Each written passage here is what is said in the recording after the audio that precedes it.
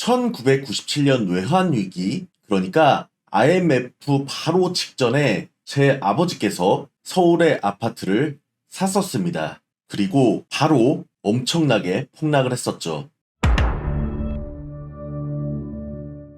안녕하세요. 여러분의 상구입니다. 사실을 바탕으로 저의 분석을 더해서 지금 현재 상황에 대해서 말씀을 좀 드릴 테니까 끝까지 시청해 주시면 감사하겠습니다.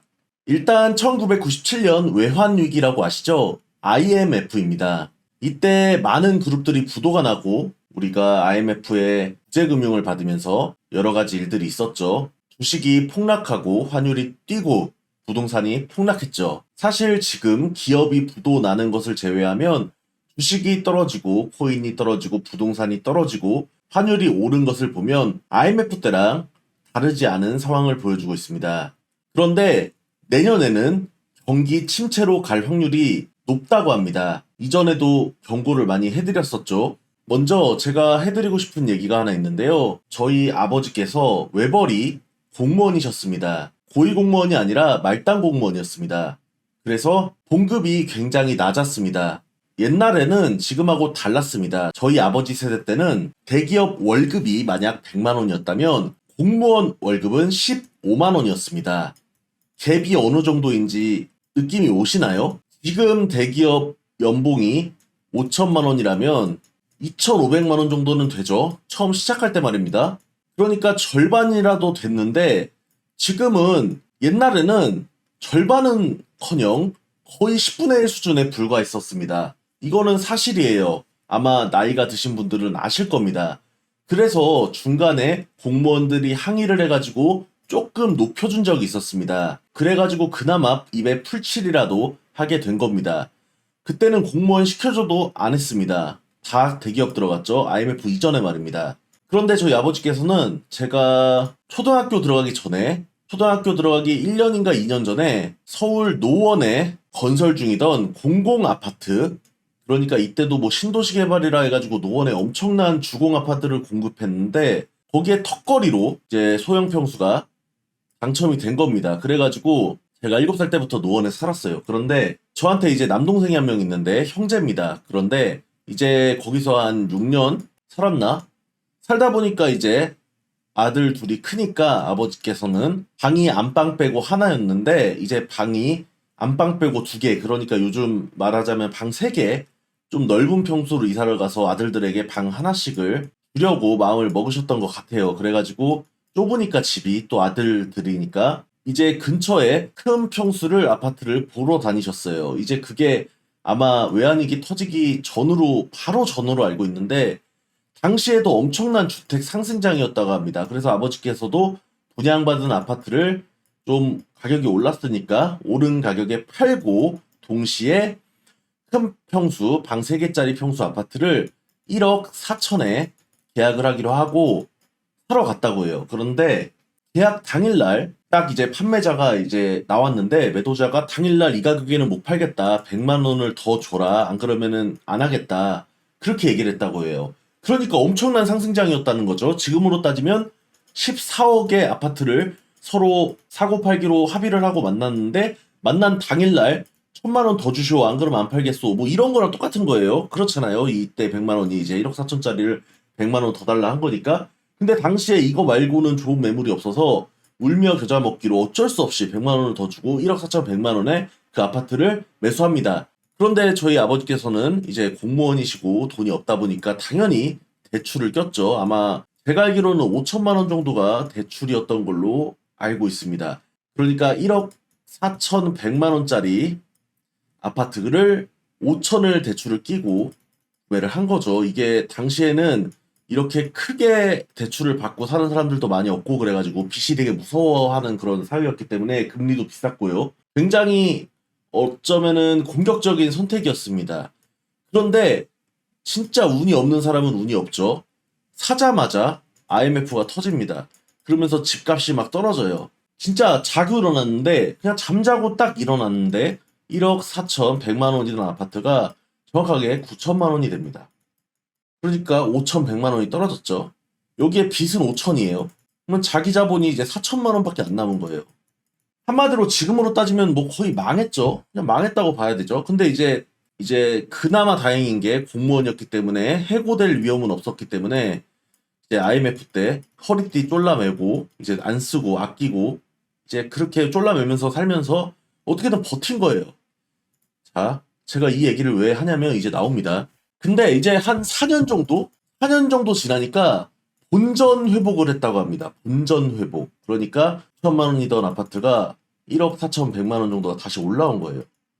그리고 조금 더 지나니까 이제 한 2억 이상 올라가서 유지가 이제 쭉 된 거죠. 근데 최근에 또 엄청난 폭등으로 또 상승이 한번 있었고요. 어쨌든 버티면은 본전까지 왔습니다. 근데 버틸 수 있었던 게 뭡니까? 안정적인 월 수입 그리고 허리띠를 졸라 맸다. 그리고 대출 비율이 자 1억 4천100짜리를 사는데 5천을 대출을 받은 거면은 몇 퍼센트를 받은 거죠? 그냥 쉽게 말해서 3분의 1 조금 넘으니까 한 37% 받았다고 보면 될까요? 그러니까 40% 아래로 받은 거죠, 대출을. 37도 안 될 것 같은데. 한 35% 정도 아닌가요? 아무튼 간에 40% 안쪽으로 대출을 받았는데 요즘 영끌 하신 분들의 문제가 뭐냐면은 대출을 60% 정도를 받고 여기에 신용대출에 지인빚에 이것저것 다 하거나 실거주면 차라리 다행이에요. 갭 투자한다고 다주택을 한다고 전세를 끼고 전세가 이제 무이자 대출 개념으로 전세를 끼고 아파트를 여러 개를 사는 거예요. 지금 이런 사람들이 지금 물려 있는데 이런 사람들은 진짜 위험한 거란 말이에요. 근데 당시에 IMF 때 부도가 나고 엄청 심각하고 IMF에서 금리를 20%까지 올리라고 강제하고 구조조정을 강제로 해라. 그래서 사람들을 막 마구잡이로 해고하고 그렇게 강제적으로 막 다 때려 부수고 정말 다 파산을 시켰기 때문에 V자 반등을 할 수가 있었습니다. 그런데 지금은 어떤 상황이냐면 지금은 V자 반등을 할 수가 없는 상황이에요. 왜냐면은 그때처럼 강력하게 IMF가 강제로 시킨 그런 방식으로 금리를 막 올리고 막 해고를 해가지고 고용시장을 노동시장을 유연하게 만들어가지고 좀 빠르게 파산할 사람들 파산하고 파산시킬 기업들 파산시키고 이렇게 IMF 때처럼 쳐버리면 V자가 가능한데 지금은 그렇게 못한단 말이에요.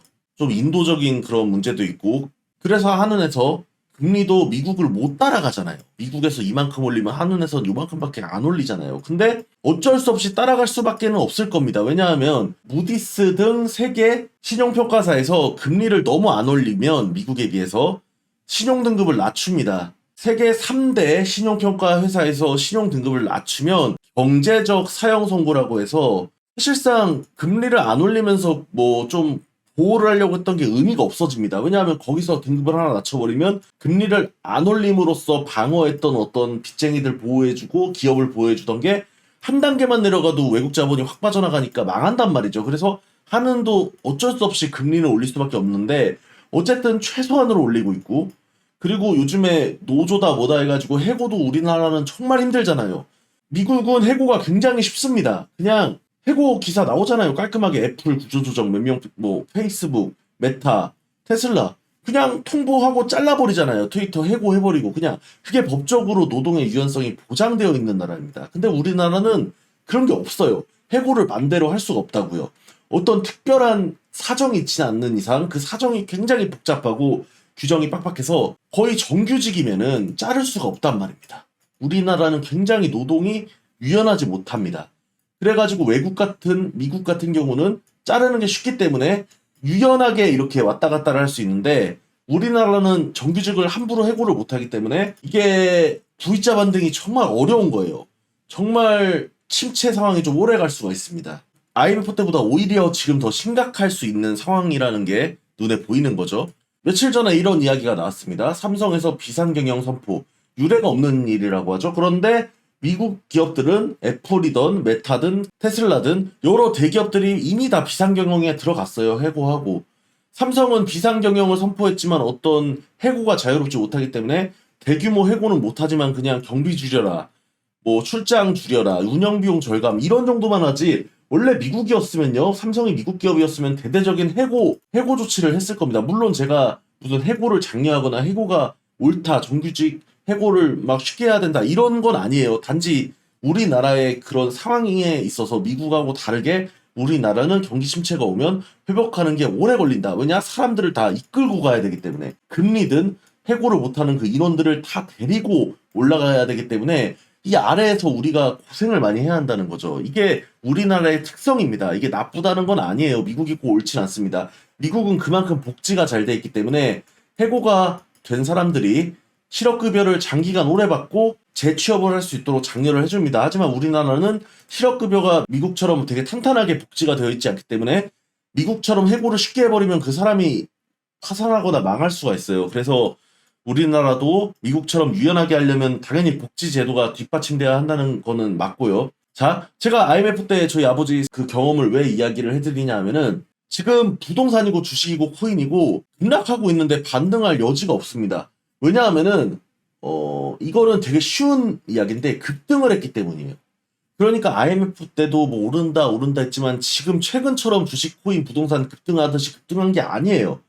그냥 이거보다 좀 완만하게 올라서 떨어졌기 때문에 이 회복이 가능했던 건데 지금은 이렇게 급등을 해버렸습니다. 이거 왜 급등을 하고 지금 왜 급락을 하는지에 대해서 지금부터 좀 말씀을 드릴 텐데, 자, 말씀을 드리겠습니다. 지금 정보 때문에 그렇습니다. 정보. 이 정보라는 게 뭐냐면 옛날에 IMF 때나 우리 어머니 아버지 때는 이 정보가 굉장히 양극화가 심했습니다. 그래서 정보를 독점하는 사람들이 돈을 벌기가 쉬웠다고요. 그러니까 미리 조금 신문을 많이 보거나 아니면 뉴스를 많이 보는 사람, 아니면 현장에서 그 정보를 먼저 접하는 사람들이 빠르게 먼저 대응을 해서 가져갔다는 것이죠. 신문이고 뉴스고 어쨌든 하루라도 지난 뉴스가 나오는 거고 통제를 받는 거잖아요. 최근에 파월이 이렇게 이야기를 했습니다. 파월이 FOMC 기자회견을 하는데 예전에는 FOMC에서 우리가 이야기를 하면 이야기를 한 다음에 시장의 반응이 내리고 올리고 했는데 지금은 미리 우리가 무슨 얘기를 할지 어떤 정책을 펼칠지 미리 예상을 다 해버린 다음에 선반영이 된다. 파월이 그렇게 이야기를 했습니다.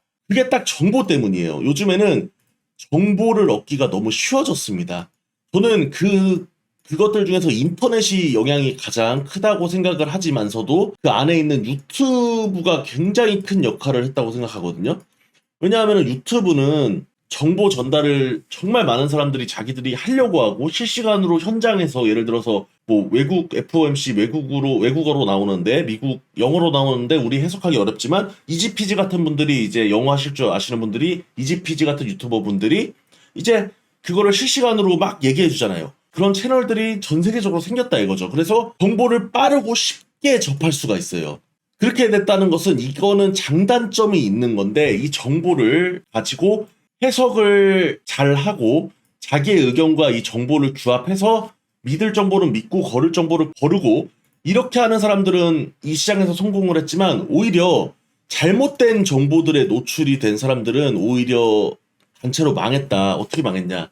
제가 말씀드렸죠. 부동산 영끌 오적이 유행이었다고. 그 영끌 오적 유튜버들이 계속 오른다고만 하지 않았습니까? 작년 겨울에도 내년에도 오른다. 많이 오르진 않겠지만 무조건 오른다. 뭐 이런 식으로 얘기했어요. 사라고. 무조건 주택은 사야 된다. 지금이 가장 싸다. 작년에 산 사람도 어떻게 됐습니까?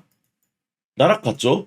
저도 작년에 갈아타기를 했는데 저는 갈아타기고 1주택자니까 이게 가능한 거예요. 어차피 내가 내 주택도 올려 팔고 사는 주택도 그 가격에 사는 건데 물론 여기 팔고 전세로 바로 들어갔으면 더 좋았겠지만 그거는 뭐 각자의 사정이 있는 거고요. 어쨌든 다주택을 하거나 무주택이었다 산 건 아니지 않습니까? 근데 제일 불쌍한 사람들이 무주택자로 이렇게 버티다가 이 포모라는 게 있어요. 포모가 뭐냐면 남들은 되게 많이 벌고 있는데 나만 시장에 뒤처져 있다. 이런 포모를 유발한 것들이 이제 영끌 오적 유튜버예요. 그런 사람들이 무작게 막 꼬드겨서 막 가스라이팅 식으로 꼬드겨가지고 무주택자인 사람들이 작년 이 위에서 대출 풀로 받아갖고 싹 다 물렸단 말입니다. 갭 투자한 사람들도 있고. 지금 그런 사람들이 굉장히 위기고 아마 내년에 엄청난 경기 침체와 함께 망하는 사람들이 많이 나오고 경매가 나오고 이럴 가능성이 높아요. 정보의 불균형이 이제 해소되면서 나오는 현상 중에 하나입니다. 잘못된 정보를 자신들이 거를 줄 몰라서 그 정보를 다 믿고 산 사람들. 결국 정보의 불균형이 해소되면서 이렇게 오버슈팅이 나오게 됐는데 내려가는 것도 똑같아요.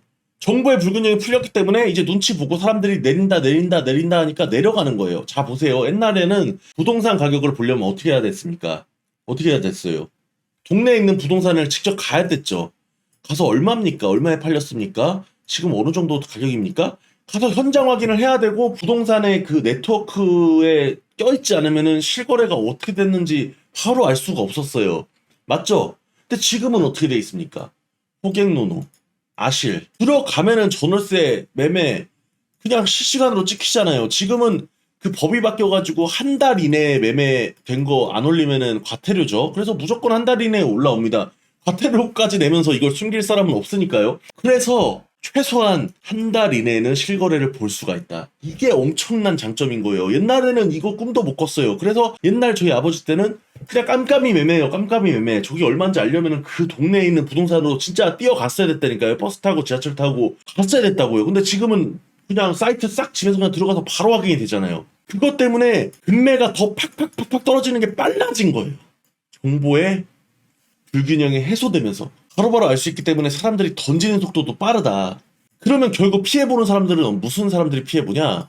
이런 사람들이 피해보고 나중에 바닥에서 또 던지거나 못 참고 이거 한 사람들이 또 피해보고 결국은 이 정보를 잘 다룰 수 있는 사람들이 성공할 수밖에 없다. 그 정보를 잘 다루려면 어떻게 해야 됩니까? 물론 본인이 감각이 좋고 본인이 잘하면 좋겠지만 저는 남들 얘기를 많이 듣는 게 중요하다고 생각합니다. 그게 유튜브에 채널들이 많죠. 거기서 다 들으면 절대 안 되고요. 본인이 좀 판단해서 걸으셔야 합니다. 제가 추천해드리고 싶은 채널은 제파인데요. 재테크 읽어주는 파일럿. 이분은 저는 말로만 하는 거 되게 안 좋아하거든요. 이분은 동탄에 있는 한화 꿈의 그린을요. 저점에 사서 고점에 판 사람이에요. 그러니까 이런 뭔가의 하나의 실적이 있어야 돼요. 이런 실적도 없이 그냥 부동산 오른다 내린다 떠드는 사람들은 의미가 없어요. 왜냐하면은 그런 사람들은 아니 저는 부동산 막 그런 걸로 막 썰 풀고 하는 사람들 솔직히 부동산 매매 내역 다 같이 까야 된다고 생각하거든요. 저는 그렇게 생각해요. 왜냐하면은 사놓고 오른다 기도하는 사람들이 더 많다니까요. 그런 사람들은 지금 그 영끌 오적들 아마 자기 집 샀으니까 그냥 올라라 기도하면서 그냥 기분 좋게 돈도 벌자 이런 걸 거예요 아마. 전문가가 없다니까요. 그냥 얻어 걸린 거예요. 저점에 좀 잘 사가지고 좀 돈 버니까 그냥 아싸 내가 최강이다 에헤 라디야 했는데 뭐 맞는 거 하나도 없죠. 근데 이 제파 이분은 저점에 살 줄 알고 고점에 팔 줄 아니까 기본적으로 시장을 볼 줄 아는 능력이 있는 것 같다. 제가 이렇게 인정을 하는 거고요. 제가 인정을 한다고 해서 뭐 최고는 아니겠지만 그냥 제가 인정을 한다고요. 근데 진짜 어설픈 허접한 전문가라고 칭하고 나오는 그런 사람들은 믿지 마세요. 뭐 공중파 나온다고 믿지 마시고 그런 사람들 실적이 있냐고요. 매매 내용 안 까고 하잖아요. 저는 주식 안랩 3주 만에 3배 2배 띄어먹은 거랑 이것저것 포트폴리오가 많잖아요. 제가 그 주식 그렇게 먹은 것만큼 단기간에 그만큼 9천만 원 1억 까서 먹은 것만큼 남들이 오픈하는 사람 있습니까? 없죠. 왜냐면은 평생 한 번 하기 어려운 일이니까. 아무튼 간에 그렇게 오픈을 못하는 사람들은 믿으면 안 된다. 아무튼 제가 너무 전문가를 사칭하는 지은문가들이 많기 때문에 제가 정말 이렇게 좀 홍보를 했는데 어쨌든 지금 그럼 어떻게 되냐. 고점이 너무 슈팅이 너무 많이 줬기 때문에 떨어지는 게 깊을 겁니다. 그리고 여기서 V자 반등을 하려면 구조조정 그리고 뭔가 이렇게 빠르게 금리를 올려가지고 청산을 많이 시켜야 되는데 지금 우리나라 좀 정책을 보면은 좀 보호한다는 그런 정책이기 때문에 V자는 어렵고 바닥을 좀 다지면서 이렇게 올라갈 것 같아요. 서서하게. 우리나라 특징이 그렇습니다. 미국은 시원시원하거든요. 근데 미국 같은 차트가 안 나오는 이유가 우리나라는 주식이건 부동산이건 되게 보호하려고 해요. 사람들을 많이 보호하려고 하기 때문에 그게 나쁠 때 나쁘다는 건 아닙니다. 다만 그렇게 하다 보면은 빨리 반등 줄 거 오히려 못 줘가지고 고점에 물린 사람들 더 망할 수가 있는 거죠. 그래서 이렇게 정보의 격차가 좀 어느 정도 해소됐기 때문에 지금 이런 상황이 벌어지고 있고 정보의 격차가 해소됐다고 해서 다 같이 부자가 되지 못한다. 그 정보를 잘 구분하고 이용하는 사람들이 성공하고 거기에 낚여서 이상한 정보를 믿는 사람들은 망한다. 그래서 정보의 불균형 해소된 거는 좋은 거지만 어떻게 보면 그것 때문에 피해를 보는 사람들도 많다. 이거죠. 왜냐하면 정보가 옳은 정보인지 나쁜 정보인지 구분을 해주는 사람은 없으니까. 어쨌든 그런 상황입니다. 그래서 내년에 삼성도 그렇고 여러 대기업들이 미국에 있는 대기업들이 하는 걸 보면은 내년에 경기 침체가 올 확률이 그러니까 무조건 경기 침체가 온다고 말은 못 하는 거예요. 100%는 없으니까. 근데 확률이 높다는 거죠. 자 보세요. 경기 침체라는 게 뭐냐. 여러분들은 뭐 경기 침체가 온다 안 온다 맞춰 이러고 있는데 이거 홀짝 게임이 아니에요. 경기 침체는 홀짝 게임이 아니고 투자도 홀짝 게임이 절대 아니거든요. 자 보세요. 경기 침체라고 제가 쓸게요. 경기 침체가 이렇게 있습니다. 근데 이게 올 확률로 계산해야 돼요. 확률로. 근데 금리가 높아지면 당연히 경기 침체가 올 확률도 같이 높아지고 금리가 낮아지면 당연히 경기 호황이 올 확률이 높아지니까 반대로 낮아지고. 이게 왜 그러냐면 금리가 높아지면 제가 말씀드렸죠. 기업들이 구조조정을 하고 비상경영을 들어가고. 왜냐하면은 금리가 높아진다는 거는 빚을 져가지고 레버지를 땡겨서 어떤 사업 확장을 할 수가 없는 거잖아요. 그리고 빚을 져서 뭐 집을 샀던 이런 가게들이 허리띠를 졸라매야 되잖아요. 그냥 딱 봐도 금리가 오르면은 빚진 사람들이 생활비를 줄이고 허리띠를 졸라매고 기업도 허리띠를 졸라매고. 이 삼성 비상경영이 뭐예요? 삼성이 그냥 가정이라고 치면 여기가 뭐 김삼성이라는 가장이 운영하는 뭐 가장이라고 치면 비상경영이 뭐예요? 허리띠를 졸라매는 거잖아요. 금리 인상이 되면 가게든 회사든 허리띠를 졸라매기 때문에 경기 침체 확률이 높다. 그런데 경기 침체가 오지 않도록 유연하게 이거 천천히 올리면 좋은데 그걸 바라고 있을 텐데 지금 인플레이션이 워낙 높기 때문에 어느 정도의 경기 침체를 감안하고 경기 침체가 차라리 내년에 와서 인플레가 떨어지는 게 고인플레를 유지하는 것보다는 낫다고 윗사람들이 이미 결정 내리고 판단했다. 이렇게 보고 접근하는 게 낫다 이겁니다. 지금 연준에서는 금리 내가 알아서 내 꼴리는 대로 올리겠다. 왜냐? 인플레이션 잡아야 하니까.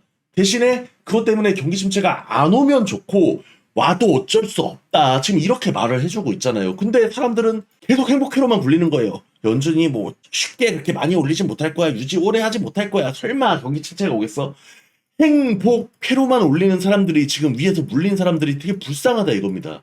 자, 저는 레버리지가 지금 이런 정보에 불균형 해소된 이런 시장에서는 레버리지 활용이 중요하다고 생각하는데요. 레버리지란 대출 그리고 비트코인 같은 거는 현물 선물 시장에서 현물 시장에서는 대출 받아서 코인을 사는 거, 선물 시장에서는 레버리지 즉 마진 배율을 써서 이렇게 롱과 숏을 거는 거를 이제 레버리지 사용이라고 하는데요.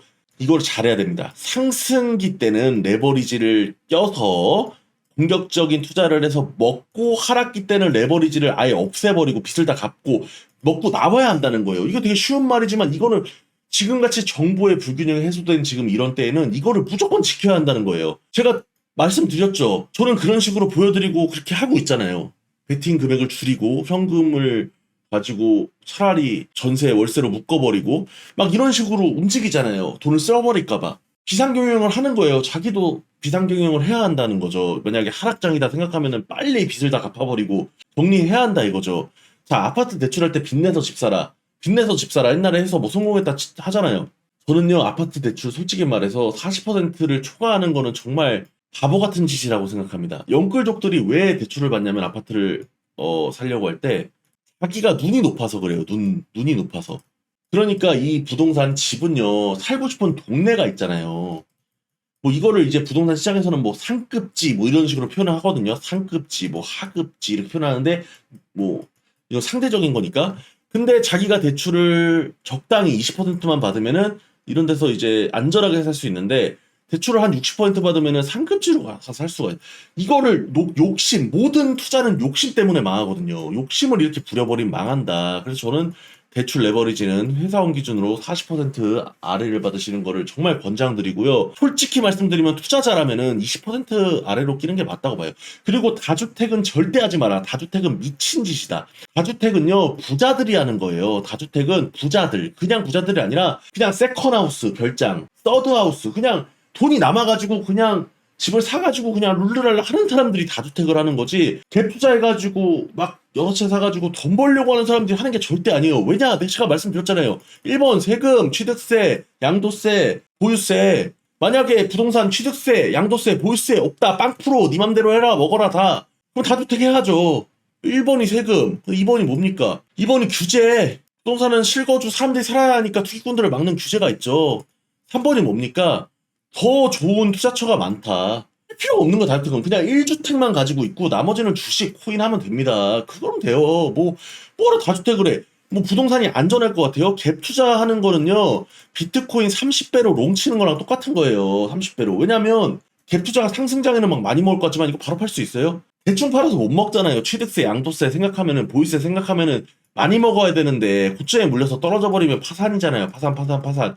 근데 레버리지를 끼고 매매를 많이 낄 수 있는 매매는 주식 코인이에요. 왜냐? 주식 코인은 손절을 빨리 할 수 있잖아요. 내가 손해보더라도 아니다 싶으면 바로 털 수가 있는데 부동산은 바로 털 수가 없다 이 말입니다. 근데 망하는 사람들 바로 못 털고 손절 못하고 존버하다 망하죠. 그러니까 주식 코인은 빨리빨리 손절하는 게 이게 실력인 거고, 부동산은요, 애초에 안전하게 들어가는 게 실력인 겁니다. 부동산을 갭 투자 무슨 대출이 엄청나게 받아서 들어간다? 유동성 바로 현금화가 안 되잖아요. 황금성이 떨어지기 때문에 안 된다니까요. 그러니까 부동산을 대출을 많이 받지 말고 다주택 절대 하지 마라. 망한다. 여기까지 제가 하고 싶은 얘기 좀 어느 정도 했는데요. 이건 진짜 도움되는 얘기니까 꼭 여러분들께서 끝까지 들으셨는지 모르겠지만 제가 정말 길게 얘기했으니까 좀 여러분들의 투자 인생, 부동산 구매 인생, 주식 인생, 코인 인생에 도움이 됐으면 좋겠습니다. 어떤 이견이나 어떤 내용들은 댓글로 달아주시면 감사하겠고요. 제가 답변 드릴 거고요. 진짜 부동산 60%, 70% 영끌해서 살아? 아, 진짜 말리고 싶어요. 이거, 진짜 이거는 전문직, 진짜 돈 많이 버는 전문직인데, 내가 나이도 어려. 그래서 오래 돈을 벌 수가 있고 탄탄해. 근데 내가 처음부터 초상급지에 들어가야 돼. 어쩔 수가 없어. 이런 사람들은 6, 7, 80% 신용대출까지 끌어서 왜냐 이 사람들은 어차피 몇 년 안에 다 상환할 자신이 있는데 내가 지금부터 상급지에 살아야 되겠다. 근데 버는 것도 얼마 없는데 끌어들어가고 대출을 뭐 20년, 30년 상환한다? 주택담보대출은요, 은행에서 얘기한 게 있어요. 주택담보대출을 5년 안에 거의 대부분의 주택담보대출이 다 전액 상환이 된다고 합니다. 이거는 통계적으로 나와 있는 거예요. 보통은 2년 안에 다 그냥 치웁니다. 그러니까 잠깐 대출을 받는 거예요. 누가 부동산을 20년, 30년 대출 갚으면서 살아요. 그거는 말만 그렇게 하는 거지 실제로는 그렇게 사는 사람 없다 이겁니다. 아무튼 시청해주셔서 감사드리고요. 행복한 하루 보내시기 바랍니다. 여러분들 부자 되시기 바랍니다. 내년에 비상경영 삼성처럼 우리도 해야 합니다.